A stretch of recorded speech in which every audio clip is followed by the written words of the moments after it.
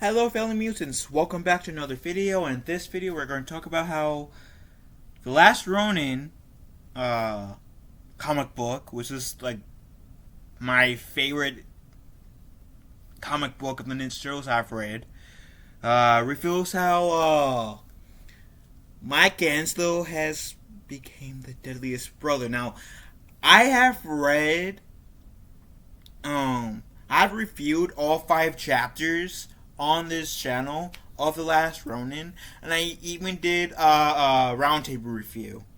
And it was such an amazing read. It was such an amazing journey, and I so cannot wait for the potential game to come out. So let's give this a read, shall we? Because, like, oh my god, this is awesome. Now, I know how he became the deadliest turtle, but you know, some of y'all been wanting me to do more Ninja Turtle stuff, like content on this channel. Seeing how my name is a literal punch the Ninja Turtles, and I can respect that. I can understand that. So here you guys go. You're welcome. Anyways, as their name would suggest, the Teenage Mutant Ninja Turtles are incredibly dangerous fighters, and Michelangelo, the famed Last Ronin, ultimately becomes the most dangerous of all of them all. A hardened warrior and the last remaining Ninja Turtle, the youngest of the 4 brothers, eventually ages into the deadliest of the bunch, despite his historical immature nature. But just how exactly Mikey learned the skills necessary to become the Last Ronin is only just now being revealed. So The Last Ronin, The Lost Years, issue number 3, which is by Kevin Eastman, which I met in person. Tom Waltz, S.L. Gallant, Maria Keene, and Ben Bishop tells the story of how the blinded Michelangelo learns how to regain his fighting ability without the use of his sight. The issue itself ends with the aged Mikey, suddenly renewed, captured by mysterious assailants.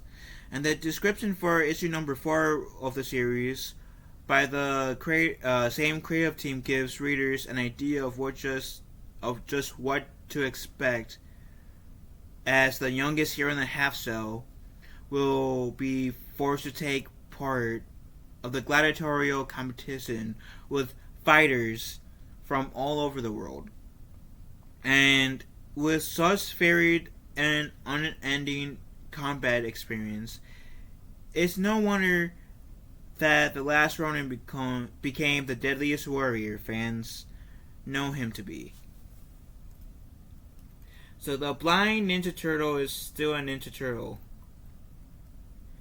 After Michelangelo loses his sight thanks to a radioactive fallout, Teenage Mutant Ninja Turtles: The Last Ronin, The Lost Years, issue number 3, finds the titular turtle training under the tutelage of the blind master Kormanga Noyan. Eventually, Michelangelo readjusts to his new reality, regaining years of combat skills without his eyesight. But even with his vision restored, it's inarguable that learning how to fight blind is an incredible skill that no doubt adds to the Last Ronin's catalog of combat ability. Michelangelo will be running the gauntlet.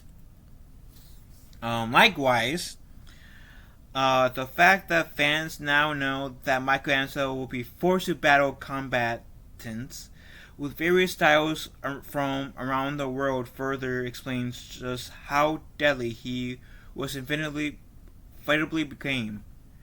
The Turtles are all master fighters, but Mikey's ninjutsu skills up against a gauntlet of foes with skills and styles that the hero potentially haven't seen before exposes the eventual Ronin to more combat than his brothers could ever even imagine.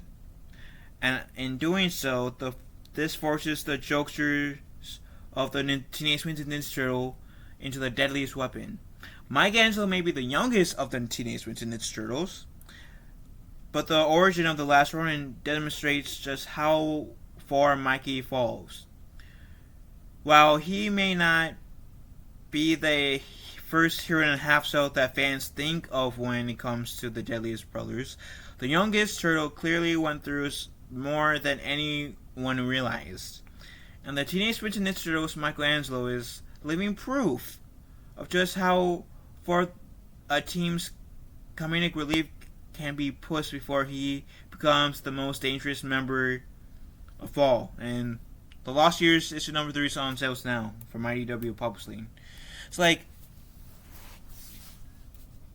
I love The Last Ronin. I haven't read the Lost Years yet. Now this kind of makes me want to just see like how much of a badass and how much of a push the amount of hell that Mikey must have had to go through.